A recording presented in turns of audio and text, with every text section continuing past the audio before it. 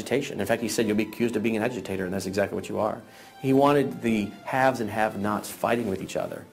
It wasn't until I was watching an old film from World War II that I realized what the left has been doing in America to pit the poor against the rich, blacks against whites, and the young against the old is the same tactic Hitler used to disunify Germany.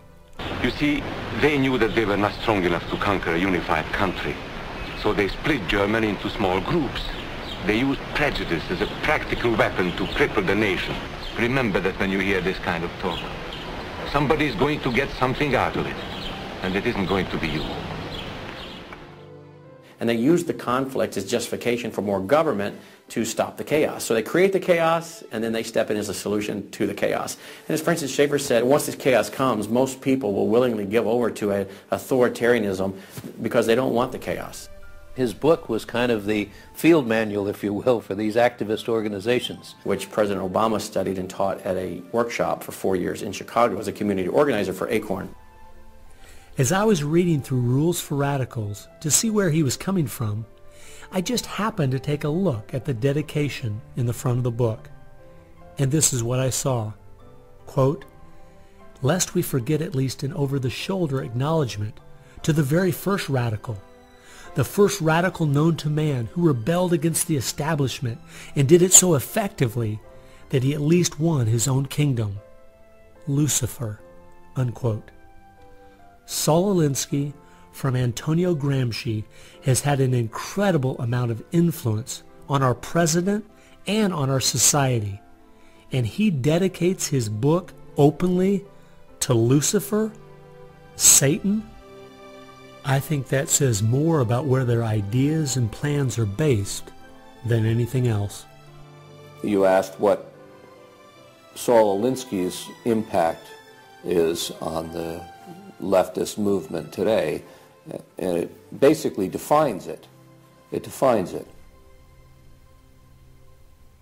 Saul Alinsky took the best of Gramsci and the best of the Fabian socialist ideas, combined, repackaged, and sold them to the 60s radicals.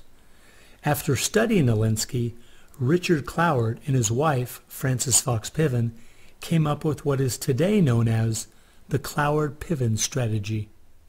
Now, their idea was basically that to destroy society or destroy capitalism per se, they needed to overload the system. The idea was to get everybody you possibly could on welfare, to get everybody you possibly could basically milking the system in some way or another. It was called the crisis strategy, and it became very well known by activists and radicals in the 60s. They published an article in the May 1966 issue of Nation magazine called The Weight of the Poor, in which they outlined their strategy. Rathke read that article, and Rathke ended up starting what we now know today as ACORN. And of course, Cloward and Piven had been studying Saul Alinsky. So Antonio Gramsci gives us Saul Alinsky. Saul Alinsky gives us the Cloward-Piven strategy, this husband and wife that said, hey, let's collapse the American economy by implementing so many entitlements, so much of a welfare state at collapse.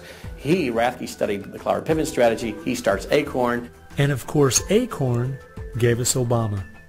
And to show what a small world it is, Wade Rathke, who started ACORN, was the draft resistance organizer for SDS, the group the Fabians started.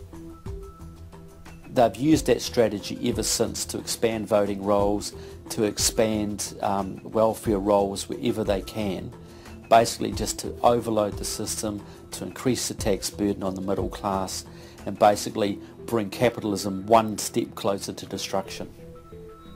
I guess we shouldn't be surprised that we still have open borders, that so many people are dependent on the government, and that the left keeps pushing these programs when all they've done is tear apart the black families in America and create generational cycles of poverty.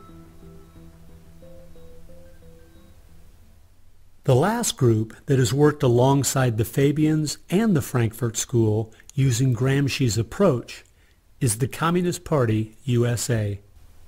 probably the most important book on this subject. It's called Towards Soviet America by William Z. Foster. William Z. Foster was the head of the Communist Party himself. He ran for the President of the United States in 1932, but in